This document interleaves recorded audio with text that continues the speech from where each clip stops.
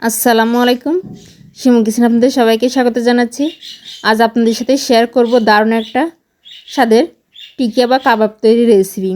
এই কাবাবটা মাংসের স্বাদকেও হার মানাবে এমন একটা কাবাবের রেসিপি আপনাদের সাথে শেয়ার করতে চলেছি।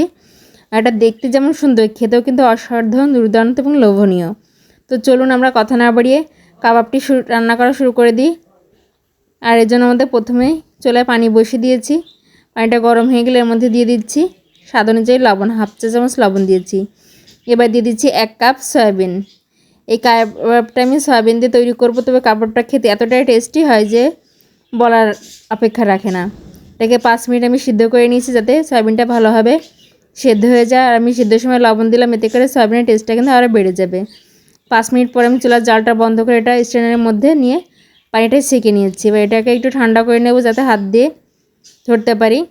দেখুন আমার এটা কিন্তু ঠান্ডা হয়ে গেছে। এবার এটাকে হাত দিয়ে চেপে এক্সট্রা যে পানিটা আছে সেটা আমি বের করে নিচ্ছি। এইভাবে আমি সবগুলো সয়াবিনের পানি বের করে নেব, কারণ অতিরিক্ত পানি থাকলে এটা আর ব্লেন্ড করা যাবে না। এটা কিন্তু আমি ব্লেন্ড করে নেব, আপনারা চাইলে শিলপাটাও বেটে নিতে পারেন। আমি সবগুলো সয়াবিনের পানি ঝরিয়ে নিয়েছি। এবার এটা ব্লেন্ডার জারের মধ্যে 2টা কাঁচামরিচ, সামান্য একটু আদা আর কয়েক কোয়া রসুন দিয়ে দিয়েছি। আপনারা চাইলে আদাটা স্কিপও করতে পারেন। এবার এখানে সয়াবিনগুলো দিয়ে দিচ্ছি, দিয়ে এটাকে ব্লেন্ডারে ব্লেন্ড করে নিয়েছি। এটা কিন্তু দেখেন একদম কিন্তু মিহি ব্লেন্ড হবে না, এটা জাস্ট ক্রাশ মতো একটা ব্লেন্ড হবে, একটু দানা দানা ভাব থাকবে। এবার এর মধ্যে দিয়ে দিচ্ছি মিহি করে কোচানো পেঁয়াজ। এখানে হাফ কাপ মতো পেঁয়াজ কুচি আছে। দিয়ে দিচ্ছি সামান্য একটু হলুদ গুঁড়ো, দিয়ে দিচ্ছি ধনে গুঁড়ো, আর দিয়ে দেবো সামান্য একটু জিরে গুঁড়ো। আর এখানে আমি খুব বেশি মশলা কিন্তু ইউজ করছি না, সব কিছু আমাদের হাতের কাছে থাকে তেমন উপকরণই ব্যবহার করছি। এবার দিয়ে দিচ্ছি সামান্য একটু গরম মশলা গুঁড়ো, একটু লাল মরিচের গুঁড়ো, ঝালটা আপনারা আপনাদের পছন্দ অনুযায়ী দেবেন। আর দিয়ে দিচ্ছি সামান্য একটু লবণ। লবণটা কিন্তু বুঝে দেবেন, কারণ আমরা সয়াবিনগুলো কিন্তু লবণ দিয়ে সিদ্ধ করে নিয়েছি। এবার এর মধ্যে দিয়ে দিচ্ছি 1/4 কাপ বেসন। বেসনটা দিয়ে এবার এটাকে খুব ভালোভাবে চটকে মিশিয়ে নিচ্ছি। বেসনটা এখানে বাইন্ডিংয়ের কাজ করবে। আমি এখানে প্রথমে 1/4 কাপ দিয়েছি, পরে লাগলে আরও কিছুটা দেবো, আপনাদের কম বা বেশি লাগতে পারে। আমি পরে আরও 1 টেবিল চামচ বেসন অ্যাড করেছিলাম।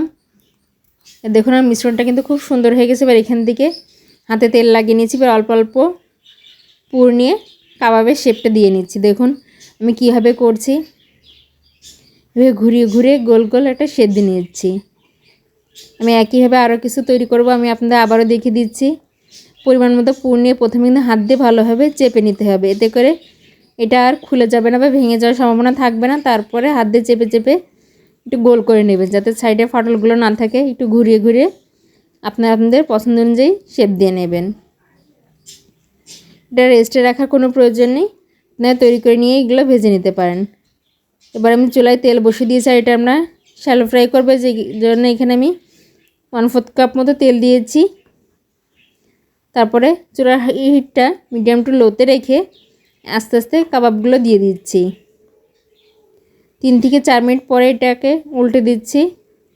এ পর্যায়ে একটু সাবধানে উল্টাবেন যাতে কাবাবগুলো ভেঙে না যায়, কারণ এই কাবাবগুলো খুব সফট হয়, এর জন্য ভেঙে যেতে পারে। তাই উল্টানোর সময় একটু সাবধানে খেয়াল করে উল্টাবেন। আর আমি আবারও বলছি, চুলার হিটটা কিন্তু একদম মিডিয়াম টু লোতে রাখতে হবে। এভাবে কয়েকবার উল্টে পাল্টে ভেজে নিলে কিন্তু আমাদের কাবাবটা রেডি হয়ে যাবে। আর এটা ভাজতে খুব বেশি সময়ের প্রয়োজন হয় না, 6 থেকে 7 মিনিট সময়ের মধ্যে কাবাবগুলো ভাজা হয়ে যায়। আমার এগুলো ভাজা হয়ে গেছে, আমি তেল থেকে উঠিয়ে নিচ্ছি। আশা করছি আমার আজকের এই সয়াবিনের কাবাব তৈরি রেসিপিটি সবার খুব ভালো লাগবে। আর ভালো লাগলে প্লিজ আমার চ্যানেলটি লাইক, শেয়ার এবং সাবস্ক্রাইব করবেন। আর যারা এই ভিডিওটি আমার ফেসবুক পেজে দেখছেন, প্লিজ আমার পেজটি লাইক এবং ফলো দিয়ে পাশে থাকবেন। ধন্যবাদ।